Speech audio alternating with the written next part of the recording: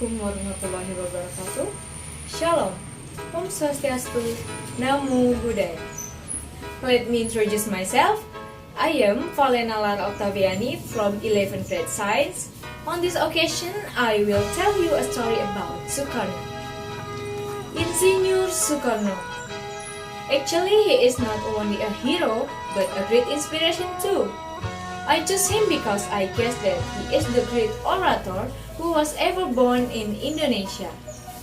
Many people were influenced by him until now, but not all people in the world know him. So, I want to tell you a story about him. Born in Belitang, East Java on June 10, 1901, he was named Kusno Sosrodiharjo, but he was changed his name to Sukarno because he often got sick. There was a story when he was born.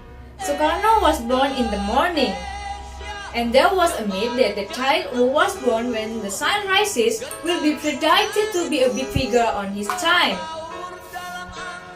Many people called him Son of the Sun. Stories about his childhood is known that he had a great attitude to communicate with other people. Grown as a talented boy, Sukarno continued his study to HBS in Surabaya. Then, he went to Institute of Technology in Bandung on Sipil Department. He spent only 3 years to finish his study. He was not only a smart student, but also active in movement party called PNI. He was arrested in 1929 by Dutch colonial authorities because of his activity in Indonesia pro-independence movement. When he was released, he became a popular hero. He was arrested several times during the 1930s and was put in jail when Japan occupied the archipelago in 1942.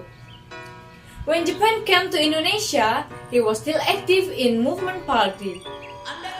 On November 10, 1943, Sukarno became the leader of PPUPKI that was supported by Japan. On June 1, 1945, Sukarno put forward the idea of a basic state called Pancasila. Finally, on August 17, 1945, Indonesia declared the Independence Day. In trial PPKI on 18, 1945, Sukarno elected by acclamation as the first president of Republic of Indonesia. He passed away on June 21, 1970 and was buried in Belitang, East Java. Indonesian people were full of sadness. Although he had gone, his spirit is still alive and still influences many people until now. That's all from me. I thank you for your attention. Assalamualaikum warahmatullahi wabarakatuh. Shalom, Om Swastiastu, Namo Buddhaya.